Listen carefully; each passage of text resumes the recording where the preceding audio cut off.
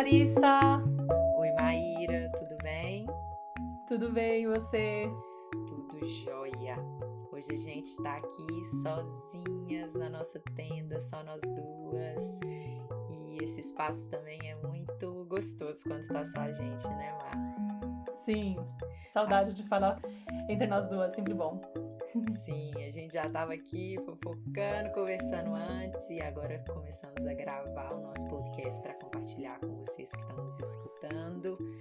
E hoje o tema que a gente vai conversar é sobre as emoções, né? Estamos no final do ano e a gente quer falar sobre as emoções como um caminho de crescimento. Chega final de ano, a gente está tão mexida, tá tudo tão intenso emocionalmente, né? Para muitas de nós. E a gente quer compartilhar um pouquinho da nossa experiência, né? Como que esse contato profundo com as emoções, como esse abrir espaço para sentir o que quer que seja que está vindo à tona a todo instante, né? Não só no final de ano, que a gente está o tempo inteiro sentindo, né? E então, o quanto que isso é maravilhoso.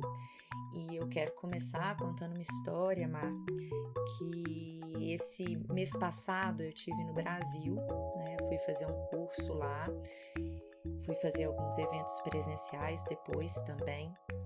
E voltei, estava voltando para casa no avião, muito mexida pelos encontros que eu tive lá, por todos os processos que eu vivenciei também, né?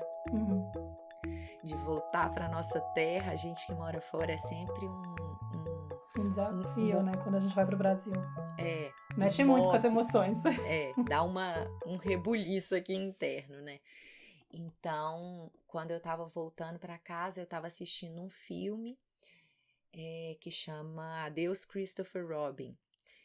E, na verdade, assim, eu já choro até com comercial, com filme de criança, eu sou dessas que chora muito com isso, né, assim, adoro. E acho muito gostoso, assim, entrar em contato com o que vem ali diante daquele, né, de um filme, enfim.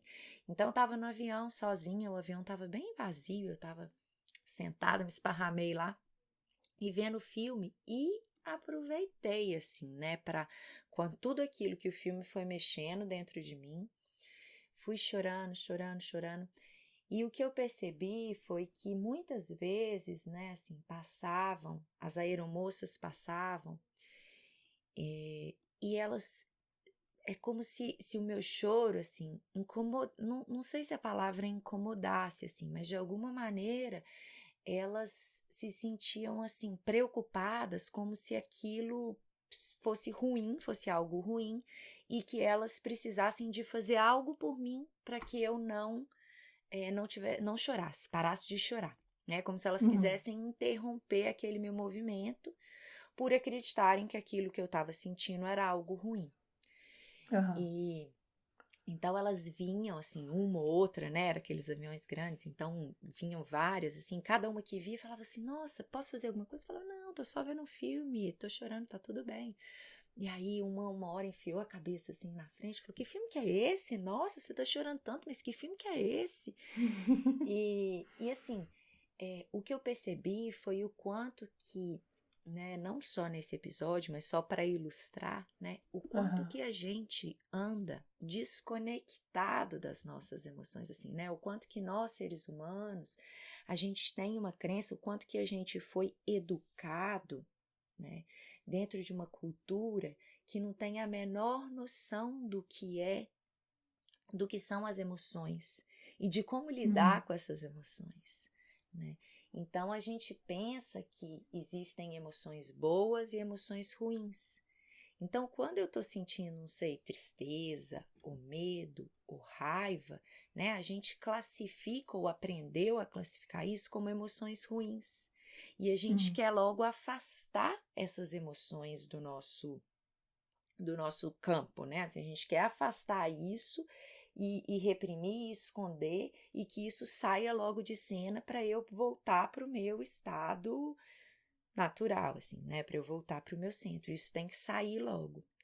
Só que o que a gente não entende é que a única maneira disso sair é eu entrando em contato, é eu expressando o que eu tô sentindo. Porque senão o que eu faço é tirar isso da minha consciência, mas isso segue latente aqui dentro, né, Mar? Uhum. Nossa, totalmente. Eu até estava assistindo essa live quando você comentou essa história e me despertou muitas reflexões, porque eu tô vivendo um processo, esse ano, assim, acho que foi em especial, talvez o ano que eu mais consegui me debruçar para essa questão, sabe? Eu Porque também. não é? E é muito doido como mexe a gente realmente abrir espaço para expressar a dor, para entrar em contato com as nossas vulnerabilidades, para permitir que a tristeza venha, sem esse julgamento e sem esse desespero de querer consertar o que está vindo, né? De entender, de aceitar. E aí eu percebi assim que quando eu comecei o Zum Zum, por exemplo, em 2017, né, que faz mais tempo, naquela época eu ainda tinha uma certa resistência com a proposta que você fazia de, vamos fazer esse contato com a criança interior e permitir que ela se expresse e validar os sentimentos dela e buscar mesmo, né, essa proximidade. Me entrava um medo muito grande, né, porque a gente realmente teve essa educação que fez a gente ter uma sensação de que a gente é incapaz de lidar com esses sentimentos, né? Quando o pai e a mãe meio que ficam nessa insistência de que a criança tem que parar o choro, de que eu quero que você fique bem logo, né? Para com isso. Tanto de associar Distrai, com. né, a criança, leva ela para ver Distrai. outra coisa, para parar com aquilo que ela tá sentindo. Sem querer, ele tá passando aquela mensagem de que você não vai dar conta. E eu não estou dando conta, e eu não Eu não aguento, eu não confio. posso com isso, eu não confio nisso. E me incomoda a sua postura, como se fosse um mau comportamento também, né? Então a criança começa a se moldar para poder ser aceita pelo adulto, né? Para poder receber essa aprovação. Eu percebo que, ai, meu Deus do céu, se eu choro, meu pai fica incomodado, minha mãe fica desesperada, ela entra e ela, sem querer, me rejeita, entendeu? Óbvio que a criança não sabe que é sem querer, mas ela sente a rejeição dos pais e aquilo faz com que a gente entenda que aquilo é inaceitável, é inadequado, não pode, né? Tipo, não é legal. É alguma coisa, um defeito de fabricação, parece. Você começa a sentir que parece que é um erro, assim, não, tem alguma coisa errada comigo, é melhor eu dar um jeito. E o meu modo de lidar com isso foi de me distanciar desse contato. Eu percebi assim, sabe? E hoje, cada vez mais eu fui me dando conta, principalmente depois que eu fui ler sobre codependência e fui entender mais como que funcionava a dinâmica da criança que se distancia emocionalmente do contato com a intimidade emocional dela, né? Ela fica com esse medo, assim, de entrar em contato com as próprias emoções. Eu fui entendendo como essa dinâmica era forte em mim, né? De eu ter criado esse mecanismo de não entrar em contato, de me desviar, de me distrair. Ou de fazer uma coisa meio assim, sabe, rígida, tipo, eu vou saber lidar com isso, eu não preciso me preocupar, né? Meio que minimizar, assim, a força daquele sentimento. De tal maneira que eu não conseguia nem identificar. E aí, esse ano, foi quando eu comecei a abrir espaço para isso, e é muito, muito intenso, é muito maluco mesmo, quando você abre espaço e você percebe, primeiro, que você pode dar conta, né? E depois vira até um barato, né? A gente fala muito disso entre eu e você, a gente dá muita risada, Sim. tipo, meu Deus, ontem eu vi um filme que me fez chorar, foi maravilhoso, porque aí abriu, entrei em contato com a criança ferida, e aí ela pôde se expressar, e aí eu saí de lá agradecida. Fica uma coisa meio tipo, né? Então. Exatamente. Não, é isso, assim, quando a gente abre esse espaço para o sentir, né? Porque a coisa vem. E o que acontece é que a gente funciona exatamente, você estava explicando assim, perfeitamente, assim, né? Mas a gente volta, né? Essa criança interior lá atrás que registrou que essas emoções não podiam ser sentidas, o que acontece é que hoje na nossa vida adulta a gente segue atuando dessa formação, desde essa percepção, dessa Uhum, interpretação do que a criança vivenciou lá atrás. claro. E quando a gente hoje começa a dar voz para essas emoções, abrir espaço, a hora que eu começo a ver que tem algo que está me movimentando aqui, né, o meu sentir, e eu busco entrar em contato e não mais fugir, e não mais negar, e não mais reprimir, né, porque tem dois caminhos possíveis para as emoções. Uhum, Ou eu vou movimentá-las, expressá-las, dar espaço para elas, né? Reconhecer, nomear, sentir, ou eu vou reprimir, e elas vão continuar latentes aqui dentro, né? Elas não desaparecem, elas vão se posicionar em algum lugar aqui dentro do meu corpo, né? Elas vão ser armazenadas e vão ficar ali latentes, gerando uma série de sintomas posteriores, porque isso não desapareceu. Claro. Então, quando a gente começa, né, a permitir, a fazer esse movimento, que vem num primeiro momento pela consciência, né? Tipo, eu comecei a entender que não existe emoção boa nem ruim. Eu comecei a entender que eu preciso começar a dar espaço, porque isso vai me abrindo para um crescimento. Porque depois que eu sinto, cara, são tantos insights que vêm, é uma sensação de leveza, de bem-estar, que é isso que você falou, né? Que a gente começa a gostar de sentir, é fazer as pazes. Eu sinto que esse ano foi um ano que eu comecei a fazer as pazes com a tristeza, sabe? De realmente deixar a tristeza. Tem uma cena que eu lembro daquele livro Comer, Rezar e Amar, que ela fala logo no princípio eu li o livro e depois eu vi o filme, assim, mas eu não lembro do filme, eu lembro do livro, assim, que ela falava que ela estava deitada no chão do banheiro e chorando, chorando, chorando, assim, muito triste. E um dia aqui em casa, né, mas foi mais no início desse ano, eu estava muito preocupada, era perto do meu aniversário, lançamento do Zum Zum, então eu estava assim, mega tomada pelas emoções. E eu sei que eu deitei um dia no chão da cozinha, eu estava sozinha em casa, assim, num tapetinho, tava igual um cachorrinho deitado no tapete. E eu chorava, mas eu chorei como uma criança pequena. Sabe aquele choro, assim, que vai escorrendo todos os líquidos, entrando dentro da boca, você não sabe se você tá babando, se é lágrima, se é meleca. Aquele choro gostoso, assim, e que depois... E aí, depois que eu chorei, aí os meninos chegaram depois, e foi tão liberador isso, assim, que eu consegui sabe assim, que eu comecei a trilhar um caminho mesmo de fazer as pazes com a tristeza, e tá tudo bem. É claro que não é sempre que eu consigo, que tem várias vezes que o processo eu ainda tenho uma tendência a reprimir, mas quando a gente começa a entrar nesse espaço de intimidade e ver que o caminho do sentir dói, né? Movimenta muitas coisas, arranca, parece que tá arrancando umas couraças duras e rígidas internas, mas que depois que você cruza a emoção, que você permite ela conviver ali um pouquinho, é de uma libertação, assim, fala assim, gente, isso é ser humano, né? Isso faz parte da natureza do humano, porque você estava falando, mas assim, que você começou a perceber, né, que a sua estrutura foi de reprimir, mas não foi a sua. Eu acho que todos nós, né, porque a gente vem sendo educado por pessoas que também passaram por esse processo de repressão emocional e que não tinham consciência da natureza das emoções e do quão humano é o sentir e necessário, e que isso faz parte, né? Que não é algo que deve ser negado da nossa natureza, mas a gente vive numa sociedade que está o tempo inteiro nos levando para um lugar de controlar as emoções, de reprimir, de que a gente não pode sentir, e só exacerbando o pensar, o raciocínio, o racional, eu tenho que dar conta, eu tenho que estar sempre aqui na mente.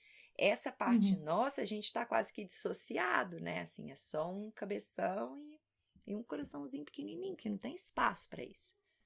Você falou uma coisa muito interessante que me fez pensar em outro ponto também que eu percebi, assim, principalmente nesse trabalho desse ano. Tá meio que o balanço do ano, assim, a nossa conversa, porque me fez pensar muito, assim, sabe, como que foi 2019, assim, nesse processo todo.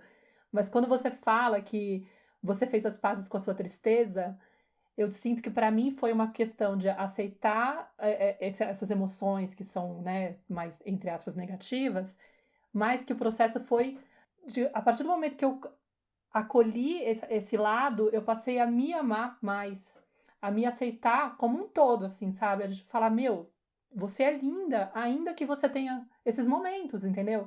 Porque a sensação, acho que eu tive, a percepção que eu comecei até aqui, tinha muita rejeição. nesses momentos, assim, que era por isso que eu também me afastava, assim, sabe? Ai, não vou entrar em contato com isso porque alguma coisa vai acontecer. Parece que dispara um alarme, perigo, perigo, perigo, vão te rejeitar. Ou perigo, perigo, perigo, É. você vai entrar e você não vai conseguir sair, né? Tem esses dois lados, assim, essas duas mensagens. Você não vai dar conta e não vão te aceitar. Então, o processo de integrar isso em mim foi muito de aprender a me aceitar também. E aprender a me valorizar e a me amar, sabe? Sei lá, de notar que eu tô com medo porque tô tentando dirigir, não consigo, me sentir de repente estabanada. Eu me senti estabanada. E não é o fim do mundo me sentir estabanada, sabe? Sei lá. Chegou esse sentimento. E eu não tenho que me rejeitar por ou sentir culpa ou sentir vergonha de estar sentindo isso, entendeu? Como assim fazendo isso?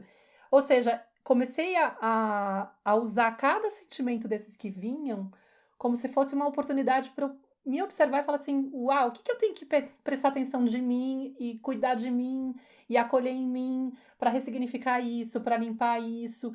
E fica um barato também nessa história de. Quase que um vício, essa coisa do autoconhecimento, né? Eu sei que também tem esse lado, né? Tipo, de pegar situações assim e falar: oba, vou ter alguma lição de casa para fazer. Tipo, se tá me incomodando, é alguma questão que tem aí. E aí você começa a agradecer esses momentos, né? Porque eles viram uma espécie de portal mesmo. Ontem mesmo, esses dias mesmo, a gente estava conversando lá no grupo das meninas das educadoras parentais que a gente tem lá. Sim. E alguém começou a falar, ai, como é que tá o sentimento em relação ao Natal? Como é que vocês estão se sentindo? Porque cada um, claro, tem uma relação com essa fase, né?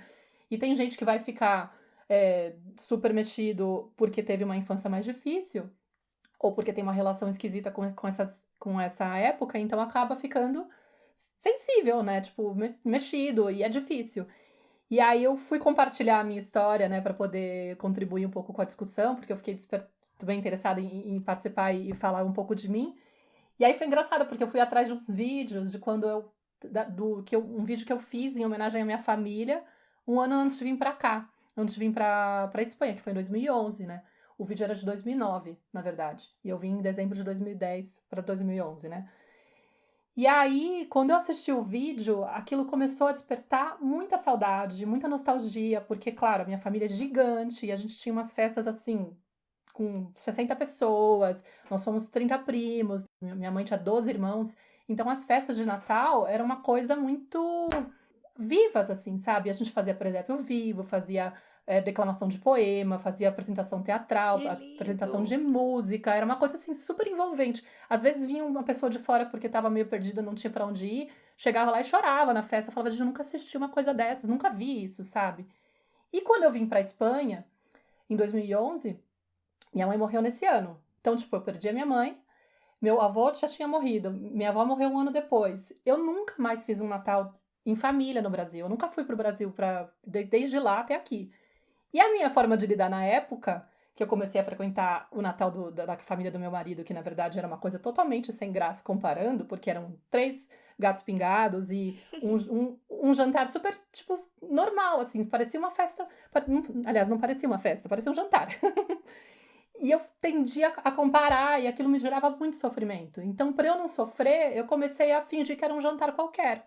E apaguei, né? Me congelei, fui meu modo antigo de lidar, né? Eu me distanciei, minimizei, falei, mentalizei, fiz todo aquele processo meio, né? Pra não entrar em contato com o que eu tava sentindo. E lidei com a situação, levei a vida pra frente. Ontem, esses dias, quando a gente tava na discussão, eu fui mexer no vídeo, eu falei, cara, como se eu tivesse aberto uma gaveta que tava lá, cheia de coisa guardada, um mofo, assim, sabe? E aí eu me dei conta do quanto que aquilo mexia comigo. E eu não tinha dado espaço para elaborar. E comecei a ficar emocionada. Aí a Elisama colocou um texto lá onde ela ressignificou o Natal por conta dos filhos, porque ela tinha uma relação super esquisita com o Natal, e aí os filhos fizeram ela aprender a olhar para as luzinhas e se animarem, e de repente ela se emocionou. Aí eu comecei a chorar com o texto dela. Aí eu falei, nossa, Elisama, obrigada, porque você acabou de fazer eu entrar em contato com umas questões que estavam lá tapadas, né? E aí o dia começou a rolar por conta dessa história. Ele foi uma sequência de eventos no meu dia que fizeram com que eu começasse a me aproximar da minha criança interior. E de repente eu tava lá, fui buscar a Nara, aí a Nara dormiu na volta de casa, E aí, quando eu cheguei em casa, eu deixei ela no sofá dormindo, eu coloquei música para poder cozinhar enquanto eu fazia o jantar, e de repente estava lá eu chorando. E era um chorar, mais ou menos isso que você falou, né? Tipo, era um chorar do tipo, nossa, meu, tá saindo. Porque começou a conectar com muita da saudade, né? Da nostalgia e do quanto que eu percebia que eu tava distante de algumas coisas da minha essência, né? E quanto isso era doloroso pra mim. Mas eu tava validando aquilo e tava curtindo aquela oportunidade de limpar, limpar, limpar. E o mais louco foi que quando a Nara acordou, ela começou a ter um monte de ataque de choro, entre aspas, do nada, né? Que depois eu percebi que tinha a ver muito, talvez, com reverberando um pouco o que eu estava vivendo. E aí é muito louco, porque a gente pode até falar disso, né? Tipo, o quanto que interfere quando a gente está nesse processo de autoconhecimento e vai mergulhando nessa entrega, né? De se validar, de se aceitar, de integrar essas partes, lidar também com o choro da criança fica uma coisa muito mais leve. Porque a gente já não tem esse desespero de olhar para aquilo e achar que tem que resgatar a criança a qualquer custo, de que ela só vai estar bem se o choro dela parar o quanto antes, né? A gente consegue estar muito mais presente. E aí foi todo um processo, assim, onde eu comecei a fazer, tipo, a perguntar se tudo bem, o que eu posso fazer por você, e ela lá desesperada, e ela tinha, tipo, ficado nervosa porque o garfo estava no lugar errado, sabe umas besteiras daquelas que você percebe que não tem a ver com o choro? Tipo, algo disparou o gatilho dela Foi e de a repente ela última gotinha desinvestou. já do que já estava ali guardado, né? E ela tava dormindo, E entendeu? Tipo, transbordou.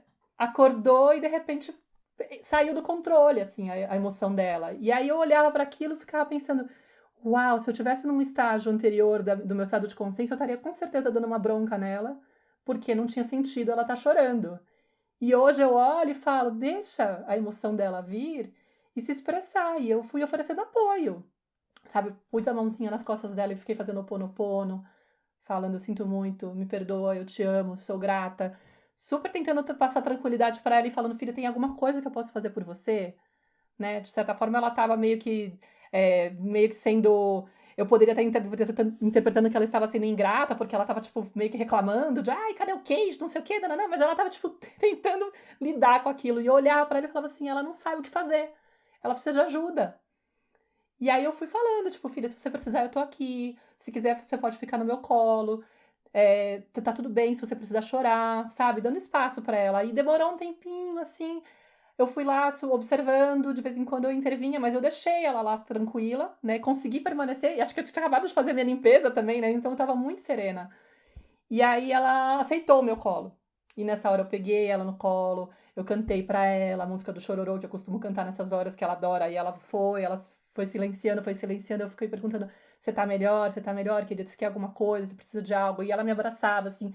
E é tão gostoso, porque a gente percebe, assim, a proximidade que a gente cria, né? O vínculo que a gente cria com a criança, quando eles percebem que eles podem ser inteiros, né? Nessa hora. Tipo, eles não têm que se moldar por conta da nossa expectativa que está conectada com a nossa dor. Né? A gente está lá se trabalhando, limpando a dor e deixando de projetar neles essa necessidade de, por favor, para com esse choro, porque eu não sei lidar com isso. Eu já sei lidar com isso. Eu tô melhorando. Não é todo Exatamente. dia, mas tô melhorando. Mas Sim. muito, muito, muito lindo, assim, o processo. Estamos no caminho, né, Mar? Por isso que é um caminho, é um processo, não é algo que acabou, né? Eu tô nesse caminho, a gente está nesse caminho. E estar no Uhum. caminho, caminhando, sem ter uma meta onde chegar, né? Vivenciar o processo, abrindo e reconhecendo e aceitando tudo que a vida está me entregando a cada instante, eu sinto que é um movimento de muita responsabilidade, né? Ter a habilidade de responder o que a vida está me dando. E quando eu tô no Exato. aqui e agora, né? Porque você falou assim, a vida, ela dá sinais. Você estava falando que chegou uma gaveta que a hora que você leu a mensagem no grupo das educadoras, você viu que tinha uma gaveta que precisava ser aberta. E a Uhum. vida, ela está constantemente sinalizando para gente as gavetas que precisam de ser abertas. Porque cada vez que no agora eu vivo uma emoção e essa emoção, ela não está isolada, ela não está aqui registrada só nesse instante. Existe uma conexão com emoções antigas e que estão represadas, mas que estão aqui registradas nas nossas memórias celulares. Então, cada vez que eu tenho a possibilidade no agora de abrir uma dessas gavetas, eu estou fazendo um processo de atualização emocional. É como se eu estivesse abrindo a gavetona lá e estou tirando aqueles arquivos todos antigos que ficaram ali guardados, que eu não pude sentir, e que eu estou conscientemente trazendo eles aqui para o agora para serem liberados. Então, muito legal esse exemplo que você deu da gaveta. E a outra coisa que eu quero chamar a atenção aqui, né, que diz desse processo que a gente vive para a gente conseguir acompanhar essa relação que os nossos filhos vão estabelecer com as emoções deles, né, sem forçar eles a reprimir. É claro que de vez em quando a gente vai fazer isso, porque a gente também está no processo, né, e tá tudo bem. Mas quanto mais eu tô atenta às minhas emoções e tô dando espaço para elas, né, e tô expressando, tô limpando, tô sentindo o que tá vindo para eu sentir, mais aberta eu tô para receber e para conseguir sustentar o que a criança tá trazendo também. Então, quanto mais eu tô em dia aqui com as minhas emoções e tô limpando e tô vivenciando o que, atenta ao que a vida tá me mostrando, as possibilidades de sentir que ela tá me entregando, quanto mais eu sinto, eu expresso, eu movimento essas emoções, né? Mais eu vou ser capaz de oferecer esse apoio que você conseguiu oferecer para a Nara. E que é o o nosso papel, né? Se a criança está sentindo algo, e eu percebo, né, que aquilo para mim é difícil de sustentar, é porque eu estou enganchado ali, é porque talvez eu não tive esse espaço. E quanto mais eu me dou esse espaço, mais eu vou ser capaz de sustentar isso sem negar, sem interferir, sem tender a fazer com que a criança pare de sentir e evite aquilo ali. Então, eu simplesmente estou ali acompanhando ela, porque a linguagem que o sistema límbico entende, né, que é o responsável por essa expressão emocional, é a linguagem da conexão. Então, a criança, para ela expressar o que ela está sentindo com essa potência, ela precisa de sentir, como ela ainda depende muito desse olhar desse adulto, né? Ela precisa de sentir, eu estou segura. Aqui é um ambiente seguro para eu poder mostrar isso que está difícil aqui para mim e que dói, mas que se eu me sinto seguro, se a minha mãe está aqui me acompanhando, eu vou liberando isso, mesmo que a minha tendência às vezes é projetar na minha mãe, porque às vezes foi ela que colocou um limite e falou, até aqui você vai, vem aqui, eu tô aqui com você, né? Mas ela vai liberando isso, mas sentindo que é seguro ela expressar e ela liberar aquilo. E quando a gente faz isso, a gente está criando seres resilientes, seres que são capazes de lidar com a própria emoção, seres que são capazes de comunicar e de expressar o que eles estão sentindo, seres que são capazes de dar limite para o outro quando esse outro está chegando num espaço que não é um espaço que ele permite ou que ele deseja que esse outro chegue.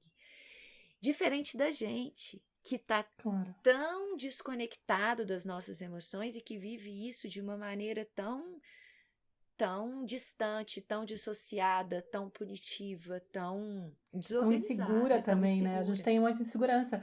A gente preserva a confiança que eles têm neles mesmos, né? Exatamente. Preserva o elo que eles têm com a essência deles. Com as necessidades deles, porque eles estão conectados com as necessidades deles. Eles sabem muito mais, né?